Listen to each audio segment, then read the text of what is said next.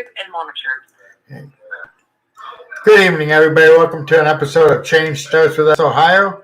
Today I have Patrick Shane Rafferty with us. He's been on a few times in the past. He is innocent of his crime, and we want to reiterate, the night of his crime, to kind of prove, and the evidence speaks for itself on his innocence. Welcome, Pat. Thank you. Hey, let's. I know you've explained in the past, but let's go over that night. What you can recall. I know you weren't present, exactly at the crime part, but I want you to go over it because I think we need to, show the people that you are innocent, and we got to convince them.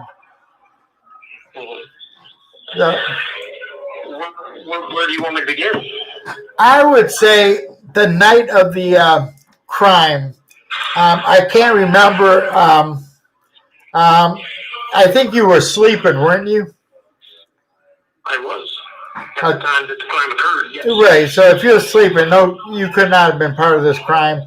Where were you sleeping at compared to where the crime took place? About 2 floors away in the bathroom on the second floor, third floor if you count the basement as the first floor. Okay. How did you know a crime occurred? Did they come wake you up? No. A few days later, Lisa Penix had asked me if I would give her an alibi for that night, and then she briefly explained to me what happened. She didn't really go into a whole lot of detail. Some of the details I found out in the paper. Okay, how long did it take them to arrest you for the crime? Well, let's see. The murder occurred in February of 2005, I think, and they arrested me in August of 2005. No, September of 2005. Right. I already asked him that. Yeah. It's kind of shocking on how our criminal justice system, would just come after people for a conviction when I'm sure they knew, that they were convicting the wrong person, and we need to convince them. But okay, is there anything that sticks in your mind regarding your co-defendants that night? The one thing that does really stick out is William Kramer showing up without Stephen Spade. When everybody first started showing up, it was thought that Steve was going to show up with Kramer. Those two were best friends. They were you never saw one without the other. And Kramer shows up without Steve.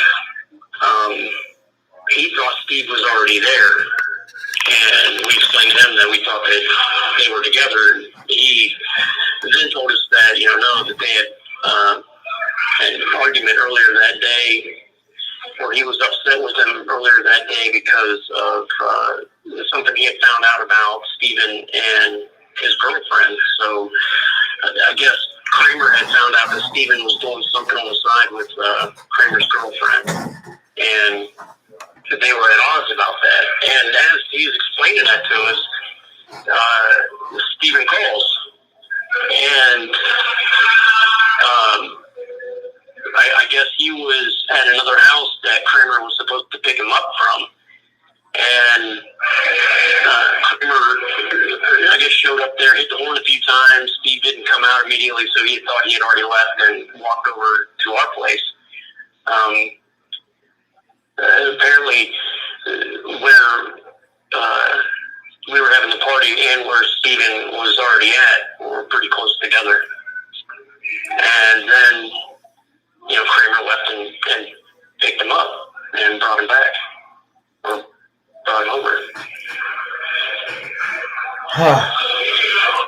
I see, the trend here on a bunch of lies that has taken place to even convict you.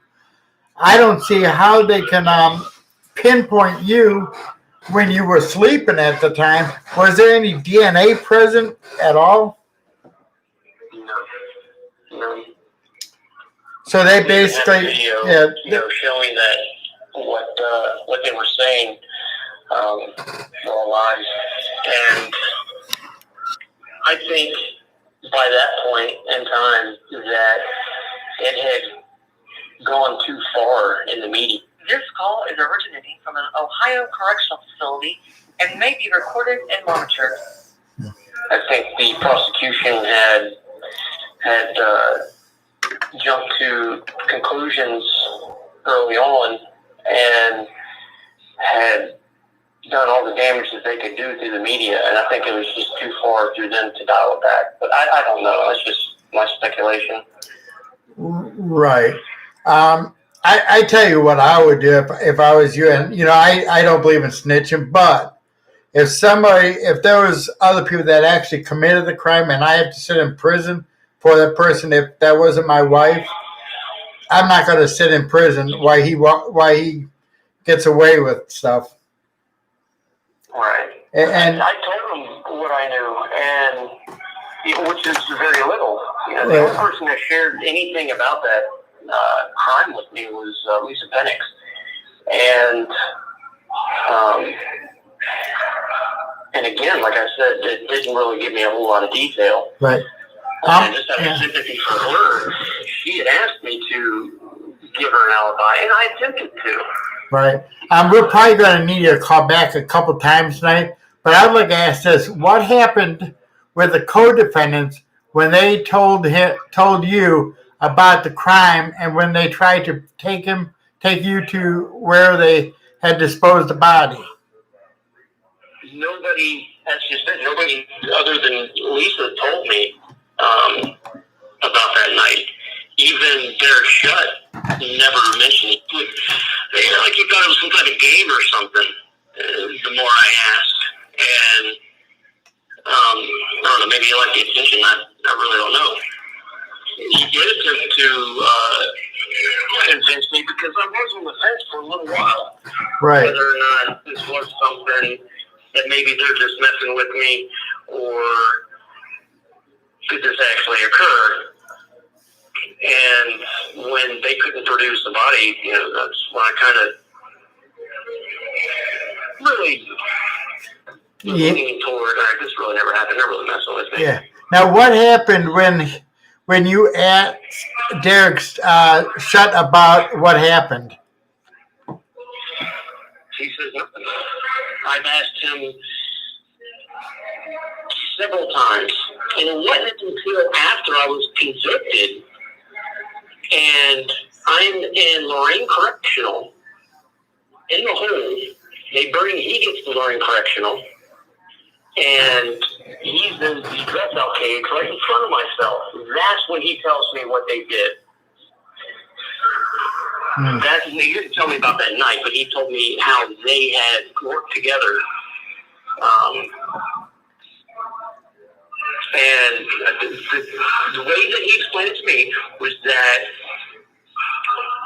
they were all supposed to testify for each other, but Kramer screwed it up and implemented him and himself, Shelton and Kramer, too much, and they had to take the deal that they were given. And this was set to sink me and Lisa Penix.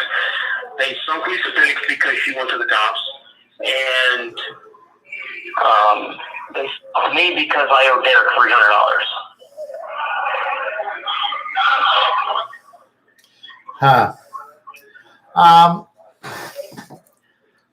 So it seemed like these guys were not going to take a fall for a crime that they committed, but they expected you to do it.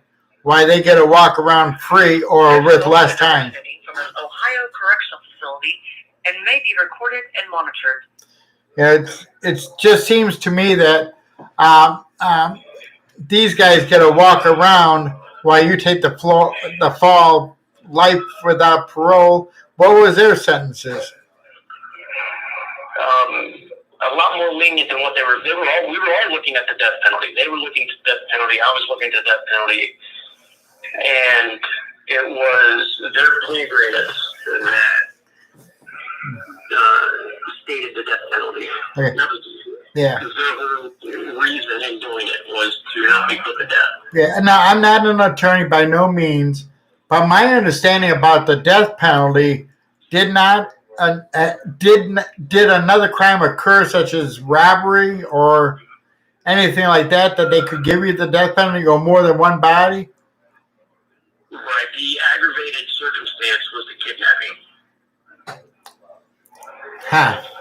Yeah, So I don't know if anybody knows this, but the way that the death penalty in Ohio works is that if it's one body, there has to be some type of, you can relatively get the death penalty for aggravated murder. And in order for it to be an aggravated murder, there has to be an aggravated circumstance. And in this case, the aggravated circumstance was the kidnapping. So where supposedly was she kidnapped from?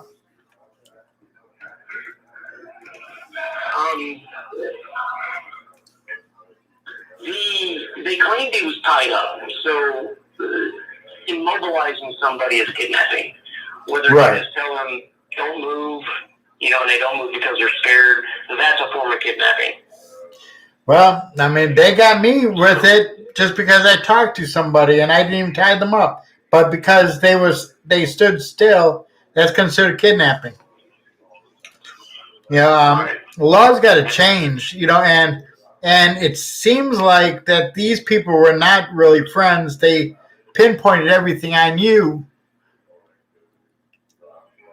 Was there any evidence at all regarding the autopsy?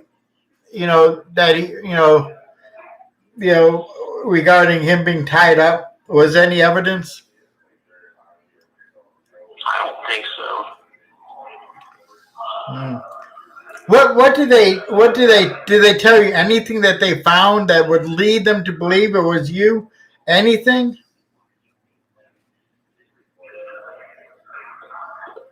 What do you mean? Well, they accused you and convicted you of a crime you did not do. My question to you was, how did they tie you up? Tie you into the murder? Well, it's the co-defendants claiming that I made them do it. So they're claiming you were the ringleader. Yeah. Yeah, don't worry. I don't believe that by no means. Now, let me ask you this. I should have asked that at the beginning. I already know the answer, okay? But This call is originating from an Ohio correctional facility and may be recorded and monitored.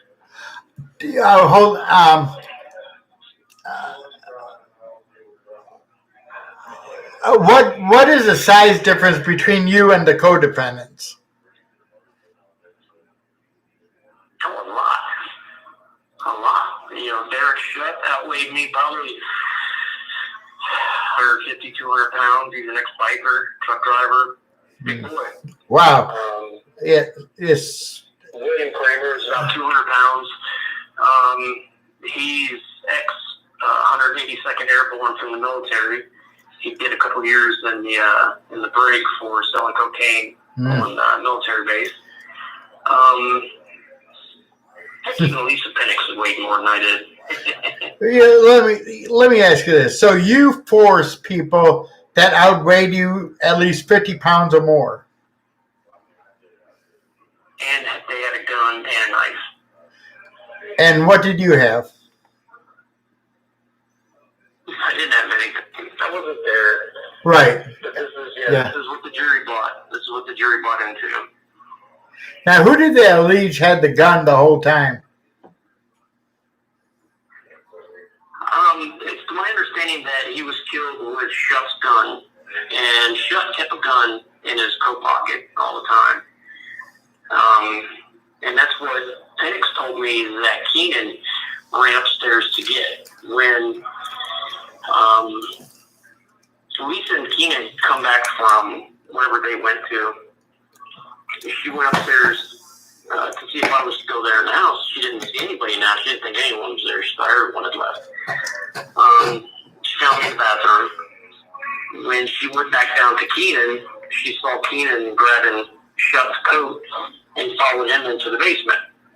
And that's when she realized what was going on. And shortly thereafter, she got down and they killed Steve.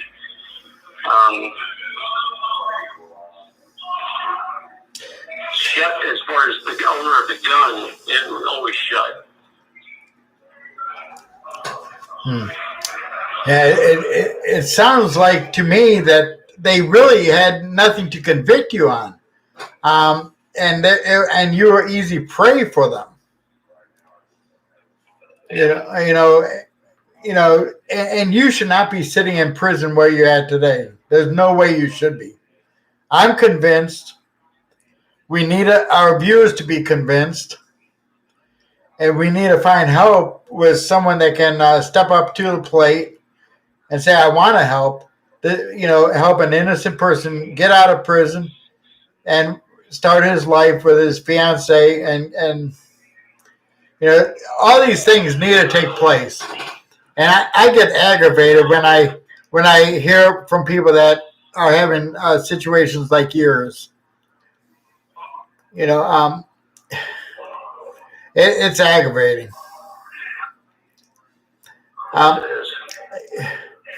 Do you have any contact with any of your co-defendants today? No. Good. I hope you never do, because they did you no favors. No, none. Yeah. And don't worry, I've been tricked by people before too, thinking they were my friends, and and they were not even close to it. So, but yeah. Okay, when the case first came to light, what happened with your first contact with the police?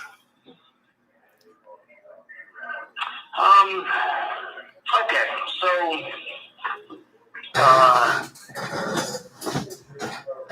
when all of this first comes to light, I'm at work, and all of a sudden, my phone starts blowing up, and the intercom at work is paging me, and come to find out, and up here in Ohio, a warrant had been issued for my arrest, and the papers claimed that I was on a run. Nobody knew where I was at. I was considered armed and dangerous. You name it. And so I call the Akron Police Department. This call is originating from an Ohio correctional facility and may be recorded and monitored. And told me to call back later that the detective that was overseeing that particular case wouldn't want to come in until after 4 p.m. So to call back and somewhere around there. And so what I'm reading online and what people are telling me that the news and everything is saying, and then what I'm getting from the police department were like two opposite things. Yeah, that was one of the more shocking, confusing things, that's for sure. Did they end up arresting you that night? No, we talked for several weeks. I did end up calling that detective later that evening. I gave him my work address where I was living, my cell phone number. And Hurricane Katrina was inbound at that point in time. And so Hurricane Katrina hit. They did tell me they wanted to talk to me and that they wanted me to come to Ohio to talk, and I was fine with that. And I arranged at work and told him, if I'd get like a Friday and a Monday off, and then I would leave Thursday night, make it to Ohio Friday, had a bunch of birthday gifts I had to give my kids anyway. And then we could talk all weekend, and then I would leave Sunday night, be back to Louisiana Monday, and start work Tuesday. I only missed 2 days. Okay. And they were fine with that. That was the arrangement. Right. During that time, Packing the car up. yeah. During that time, that you were out. How often did you speak to the police regarding your case during that time? Every day. Every day.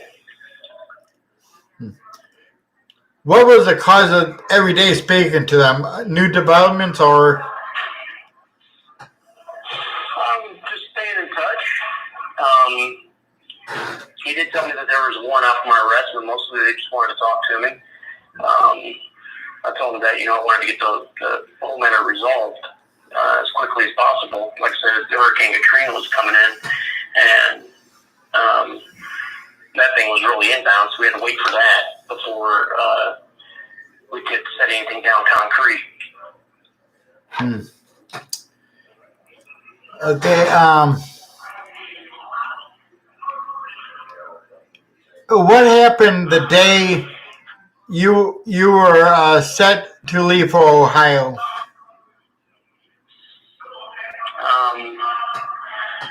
They marshals stormed my mom's house and arrested me. Why were the marshals? Was this a federal case at first? No, they just they were in contact with the Akron Police Department, and unbeknownst to me, I'm thinking I'm going to drive up to Ohio and talk to these guys. They're going behind my back and setting it up with U.S. Marshals to have me arrested. Yeah, setting up is a very common word. Yeah. Yeah, it still doesn't make any sense why the. Is originating from an Ohio correctional facility and may be recorded and monitored. I would think, and again, I'm not an attorney, but I would think the marshals really wouldn't have nothing to do with it unless if it was a federal case. Well, the U.S. Marshals, anybody that's actively being sought, I don't know if people know this or not, but when there are rewards issued on people, that those bureaus can claim those rewards. So when Wow. or anything like that, So yeah, they take a real active, proactive approach in looking for fugitives or people that are thought to be suspected of committing a crime. Okay, yeah. At the beginning of the trial, why did the judge rush the defendants and the witnesses? Did you hear what I said? I don't know what you mean.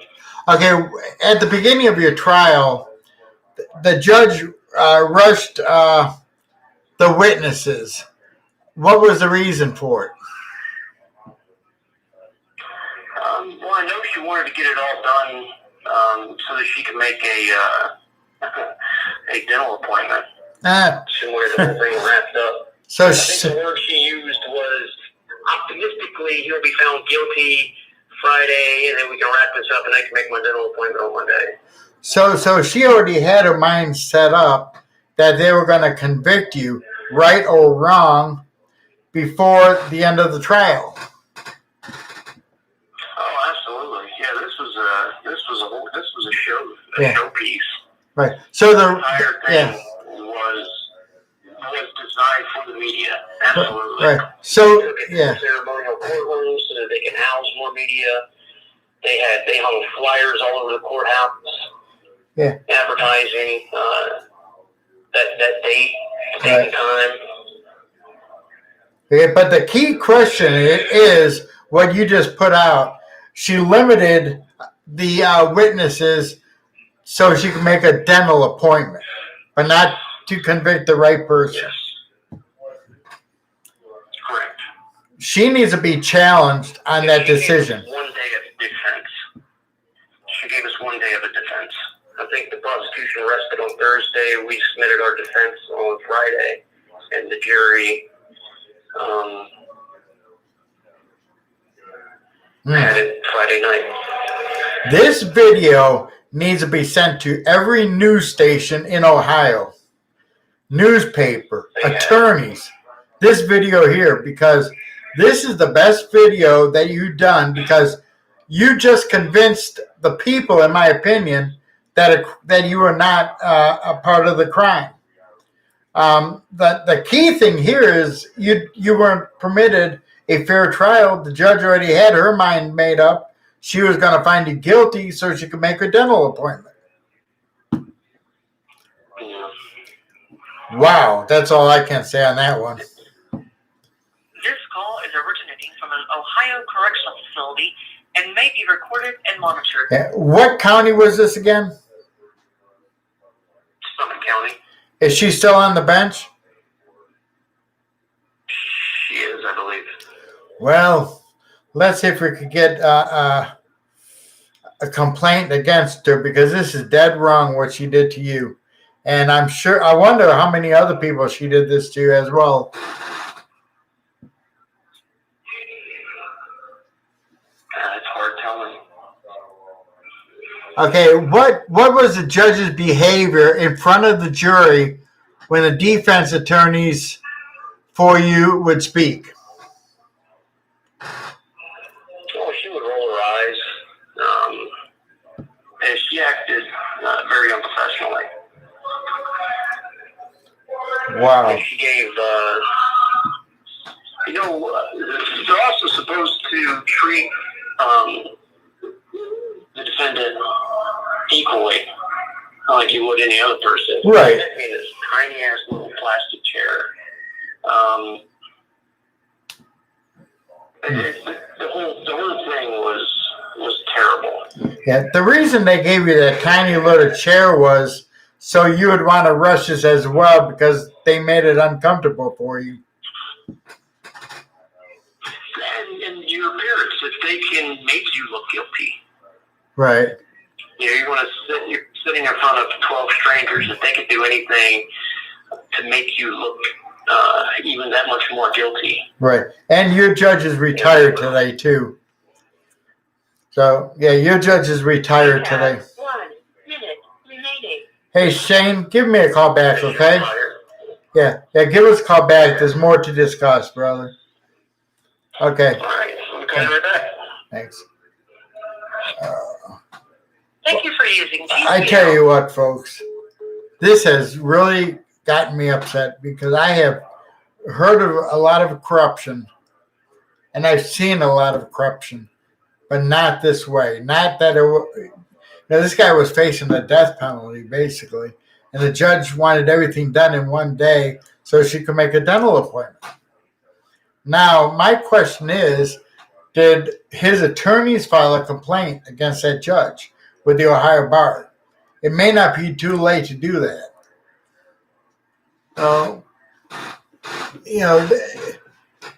So something needs to be done. And she needs to be disbarred if she did, and I believe, Shane, that this happened. But I have never, ever heard of something just like this being done. And there's no doubt this happened. I mean, you can tell when a person's trying to.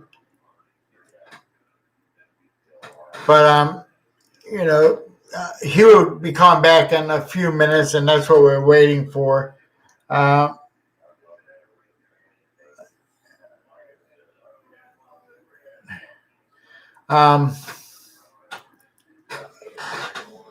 So if you'd like to check out our website too, by the way, folks,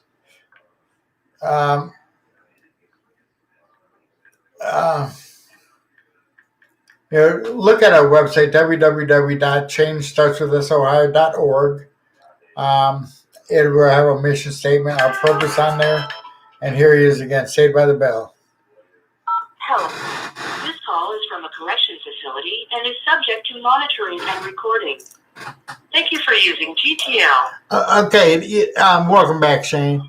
What happened? What happened with the jury members being in contact with the family? Well, we had several instances where the victim's family was coming into contact with the jury.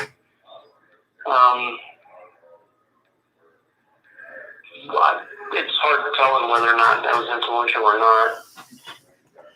Well, I would say probably, because I don't believe they're supposed to have any contact during the trial. I don't know about afterwards, and beforehand, they're not supposed to know any of the individuals involved. Right. So you're really chalking up a lot of things that people need to look at on what happened that should not have happened. And there's no way a man's life should be in the hands of a court with a one-day jury, a one-day hearing. So, I mean,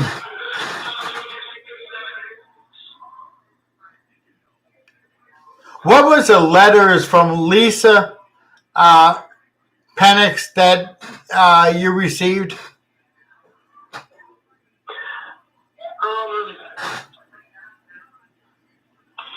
Well, yeah, I received a couple of them from her. Both of them more or less apologizing to me for getting me involved the way that... This call is originating from an Ohio correctional facility and may be recorded and monitored. One for getting me involved the way they did, and also alluding to that she would, at a later date, explain to me how my cousin Bobby got involved in it. And she never, after that, she never explained. Yeah, that's, there was another thing that you should have had on your side. So what happened when After I was convicted. Matter of fact, I want to say the very next day, or within 2 days of me being convicted, I received the first letter. And she was apologizing to me, telling me there was just a lot that I didn't understand. And I tried writing her back, telling her, please tell me. No, I don't understand. Explain to me. Huh. I personally believe your case is going to be overturned. Everything you told me today, we need to convince an attorney or the news to get involved, because you need to be back in court and having your case overturned. Yeah, I think so too. Okay. How long were you actually held in Summit County Jail prior to the trial, and what was the bail that you had? I think I was in there a total of, let's see, I think I got to Akron in October. October of 2005. My trial didn't begin until February of 2006, and so I was in the county then, and it was $5 million cash. Wow, mine was $2,000. That's a lot of money. Yeah. Yeah. Don't they know they could have made it at $100,000 or $200,000? Because that still would have been expensive. Like I said, it's all for show. Yeah, well, there's no doubt on that. This whole thing was for show. Was it, were people running for office or something that they wanted extra brownie points? The prosecutor was running for a judgeship the following year, as a matter of fact. Okay. So your case is involved in front of the Summit County Review Commission, correct? Good, good. Well, I don't think we need to stop there. We got to send this to the media. We need to get them involved. Uh, you know, I tell you, you got an awesome girlfriend because she really cares, and there's not too many people that are wrongfully convicted that have people like your wife and Candace, who's our president, and Jerry, but they actually care, and we're going to bring all this to light. I'm going to send this video as well to several of the news people I know. This call is originating from an Ohio correctional facility and may be recorded and monitored. Okay, so Becky, Amazing. Becky Doherty was running for some type of office, was she? Yeah, she was trying to become a judge. Did she get it? Very next year. Not that year, I don't think, but she ended up getting it, yes. Was she your attorney or the prosecutor? Prosecutor.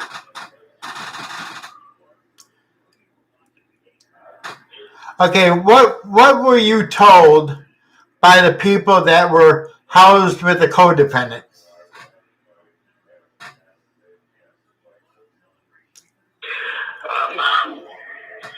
During my stay there, I'd come across several different people who were housed with my co-defendants, and they were able to talk with them in length. And a few of them, the co-defendants bragged to them, explained to them what they were doing and that they were setting me up. How they were going about it, it wasn't really clear. And how the jury took that, I don't know. There was one gentleman who was in my pod who went to court with Lisa Penix. I was a porter and I was out cleaning when everyone else was locked down, but he was on a cot. They have overflow cots in the pods. And someone or another cot pointed me out to him and said, "Yeah, that's him right there." And I said, "What are you guys talking about?" And he was like, "You got a female co-defendant on your case?" I said, "Yeah." He's like, "Yeah, she told me to give you a message. Thanks for nothing." I was like, "What do you mean?" And he said something about, he was like, "You weren't supposed to testify against her, and she wasn't going to testify against you, but you did." And I was like, "What are you talking about?" And he looks at my ID, and he's like, "Oh, that ain't Keenan." He's like, "That's Rafferty." And so it was then it dawned on me that he had thought that I was Keenan and must have told her that he was in the pod with Keenan. And she gave him a message to give to Keenan, which was, "Thanks for nothing. You're supposed to..." At some point in time, they had colluded to where they wouldn't testify against one another. And Keenan, I guess, went back on his word and testified against her. Right. And I asked Kerry O'Brien if I should get a statement from him. And he was like, "No, we have too many of jailhouse informants in this as it is." Well, that comes to the next question. What happened with the co-defendants being transferred together and kept in holding cells together? Any statements of them collaborating their stories? Now, all of them were transported together. They would put them in the same cell and transfer them together. I was excluded from that. I don't know if there's documentation to back that up or not, but I was never allowed to be. This call is originating from an Ohio correctional facility and may be recorded and monitored. They were transported together, whereas I was not. I was always under the impression, since I was in trouble and so forth, that they had to keep everyone separated, that they could not keep anybody together that was involved in the case.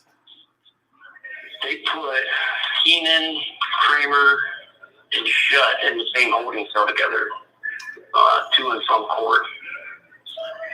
This would be a great movie. They would transport Keenan, Shutt, Kramer, and Penix all in the Right. same band together.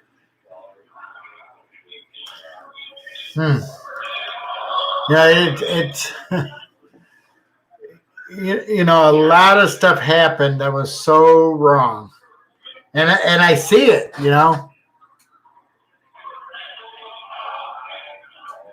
Yeah, and they were supposed to separate each person, you know, and they didn't. So I mean, that's going to be interesting on the reasons that they did not. And I really hope that you or we can find an attorney that can challenge this in court and help you for your freedom. There's, you know, you should not be sitting where you are today.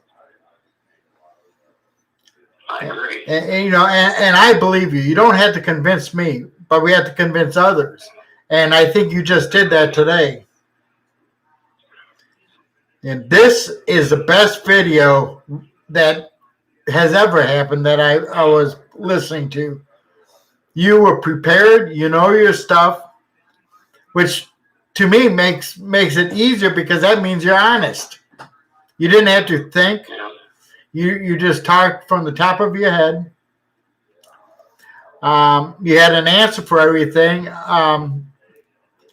You know, so you know there's no cover-ups. Well, I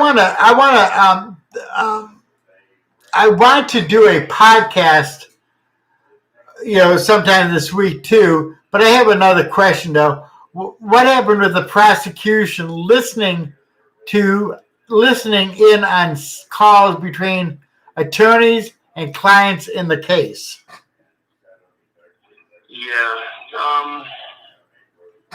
I guess at some point in time they were listening in on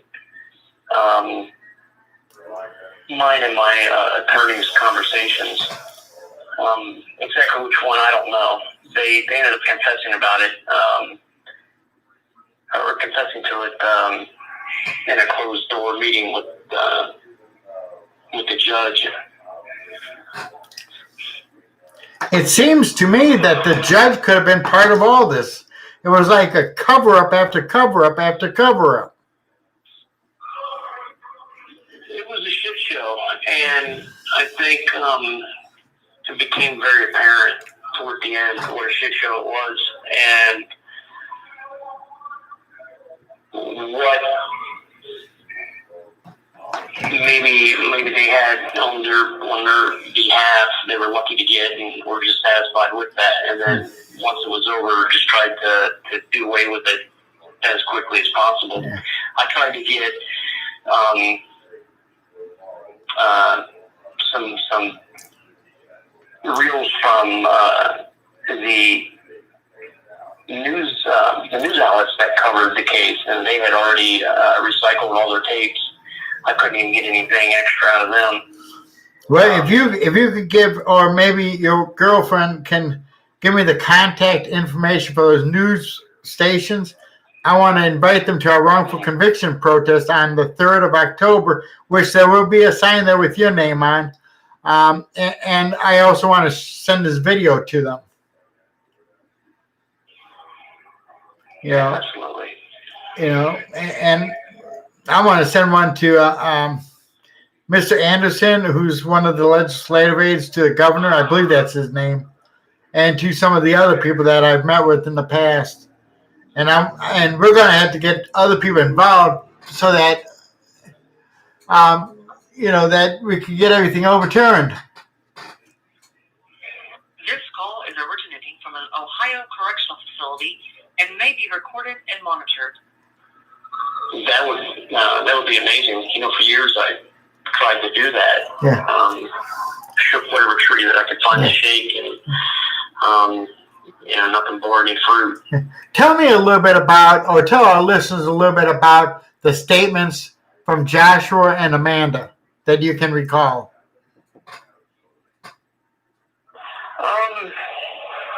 Well, I guess these were, Amanda, I guess, is Kramer's girlfriend, and I don't know if she testified at Lisa's trial, but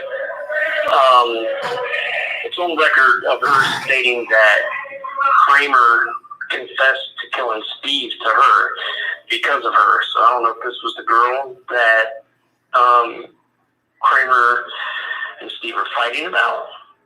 I don't know. So there's that. I don't think my attorney's ever brought that up in my trial. And Joshua is a friend of William Kramer's, and I guess Kramer told him more or less the same thing. But what I meant was the statements that was not used in the court hearing. Right, yeah, none of that. Yeah, none of my attorneys, and they showed me those statements before my trial. And I remember reading Amanda's, I think, during general voir dire. Hedges had given it to me.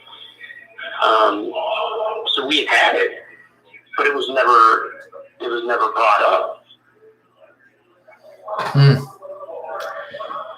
Oh, wow.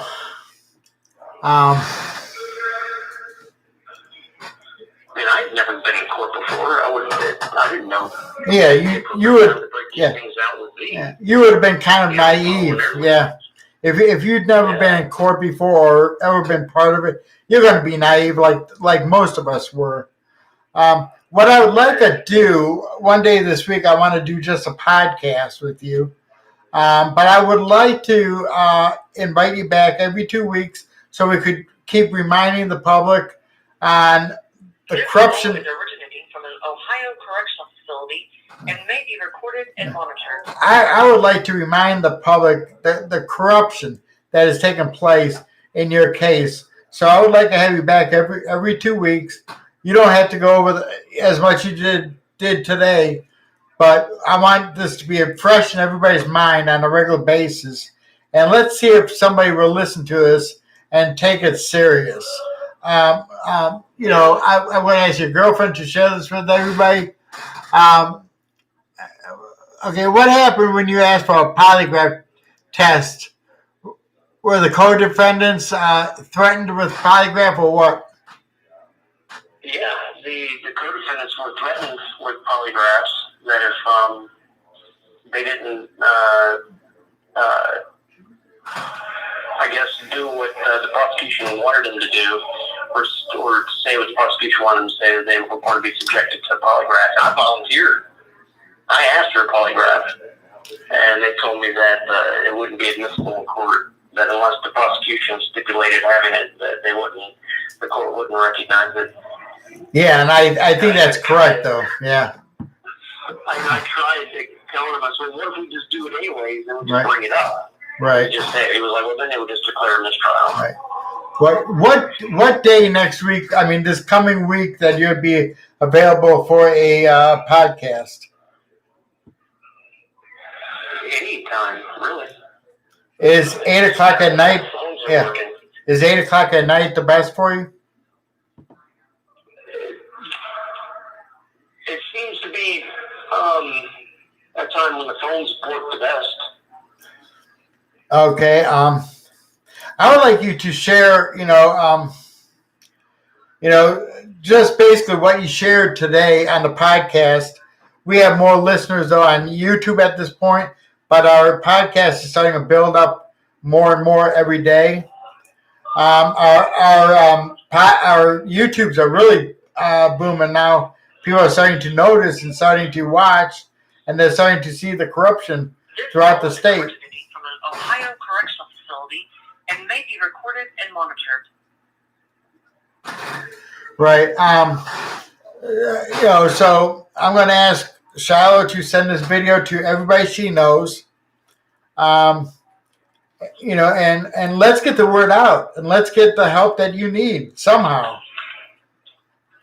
Well, yeah, that's just it right there. It's how. Yeah.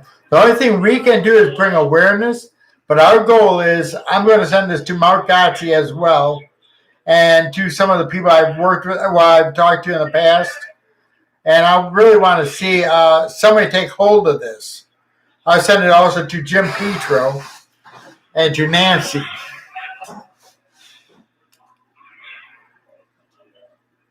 Okay. Can't be true. Yeah, he's the former Attorney General. Yeah. Okay. Okay. What did your attorney tell you when they went easy on Lisa Pernex, I believe her name is? What's that? Okay. What did the attorney? What did the attorney tell you when they went easy on Lisa? I thought we were loaded for bear when it came to her. Her statements are so far out there. It's craziness. But anyways, yeah, you almost have to read it. And then you can read her statements and you would say, why in the world did he not bring all this up? Why didn't he, cram this video down her throat? What on earth? And he sat down, and when he said he was done, he sat down next to me and said, are you serious? He was like, just tell me how bad of an attorney I am later. Like, just don't do it in front of the jury. Are you serious right now? I would have thought for sure you would load her for bear. Right. I'm going to ask your girlfriend to send Karen a brief summary on your situation and a picture to put on a website with some of the other wrongfully convicted people. And we're asking for help on there. We're asking for help on our Facebook page and through the videos. And I tell people, I don't care if they like me, but help these people out. I'm already free. But these people that are wrongfully convicted needs to walk out that door, and the state, owes them an apology and compensation. And there's no excuse for what happened in your situation. Any last words? Give your contact information. They could contact Shiloh on Facebook. What is Shiloh's last name? I forget. I'm old, Shiloh. Yeah. What's her last name? Are you asking me? Yes. What's Shiloh's last name? What is it? I'm asking you. Logan. Yeah. Shiloh Logan. Although I like to call her Shiloh Rafferty. Well, that's going to happen, but if that happens, I expect some wedding cake. I've been trying to get people married off for the wedding cake part. But she's 100% on your side. You're lucky. I am. I'm very lucky. Yeah. Okay. Yeah. Shiloh Rafferty, something like that. Raffle or something. I think, Shiloh, you need to change your last name to something I could pronounce, like Rafferty, as Shane just said. But I'm glad I had a chance to talk with you. Originating from an Ohio correctional facility and may be recorded and monitored. The toughest thing sometimes is to convince me, and I know you're innocent. There's no doubt. I've been around so many people that said they were honest. That they were honest, they were not guilty. Then they get out and commit the same crime. And then that hurts people that are actually innocent of the crimes. Right. So, okay, and Shane does have a page. It is called Shane is wrongful conviction Patrick Shane Rafferty. So people, please like their page. It is wrongful convictions Patrick Shane Rafferty. And if you could remember that name, might as well like the page. Let's get the views that they need, and let's start sharing the content of these people that are innocent. And Shane is one of many, but right now, concentrate on Shane and share his content, folks. Shane, Absolutely. Let's try next Friday night, the same time. We'll do a podcast, if you will, and Sure. we will get your story out there.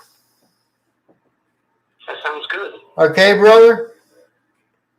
All right, man. Okay, keep fighting. Okay. I tell you, folks, this is just pure corruption that is taking place. You heard what he said. The judge wanted to make a dental appointment, so she made it a one-day trial. How are you going to fight for your life in a one-day trial and present the evidence that you need to win your trial? You can't. Why did not the attorney appeal that, or did he? There's a lot of questions on why they didn't do what they did, which would have made this guy, prove his innocence most likely, because you heard the content that he said. He said it fluently. He knew his stuff. He didn't have to think for a cover-up. Right there proves his innocence, everyone. And listen to, when people say they're innocent, and Shane's story has never changed, but listen to them. Does their story slightly change? Usually that means they're not telling the truth. Shane's story has stayed the same from day one that I talked to him, which means he's innocent. So are we going to let this gentleman sit in prison for a crime he did not do? Or are we going to get involved and help him? If there's any attorneys watching, the Innocence Project, Mark Gotzi, Lee Fisher, Jim Petro, let's help this guy. Because you're all going to get a copy of this video. And there's no excuse to let him sit behind there. And it should not be that difficult of a case to win. I'm not an attorney, but I know what I heard today. Everybody, please check out our website, www.changestartswithusohio.org. Again, that is www.changestartswithusohio.org. We have a section there where we're going to be putting wrongfully convicted men and women, a brief summary of their case and a picture that will go on there, and contact information. And hopefully we'll bring awareness out on these people. If you'd like to know our mission, please check out our website. Our board members are on there. Our events, we do need to update the events. And we have some pictures on there. And of course, I got to have more pictures. And I'm hoping all these people can attend our protest on the 3rd of October. We did ours. We moved ours a day back so Epic could have theirs on the 2nd. We'll have ours on the 3rd, so there won't be any conflict. And we need people with signs for the loved ones. It doesn't necessarily have to be wrongfully convicted. If your loved one has to see the pro board and he keeps getting denied, bring a sign for that. And let's show our legislators we're tired, and we're going to vote them out if they don't start changing their attitude towards these people. But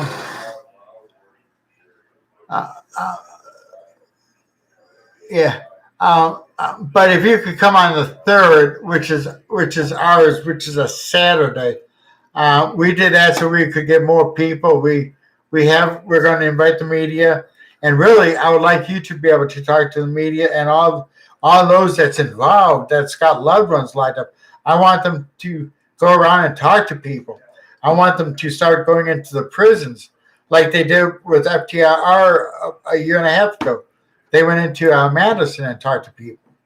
That was a group I was very proud of because it accomplished what it came out to do. It brought awareness on the corruption of the pro board. Now we're bringing awareness on the corruption of the court system that is convicting innocent men and women every day. Shiloh, I hope you can make it on the 3rd. And I really appreciate your fiance. And let's share this video. I won't be able to share it till morning because for some reason I can't see it on my computer till morning. Have a good night, everybody. And remember to pray for these folks that the truth will come out.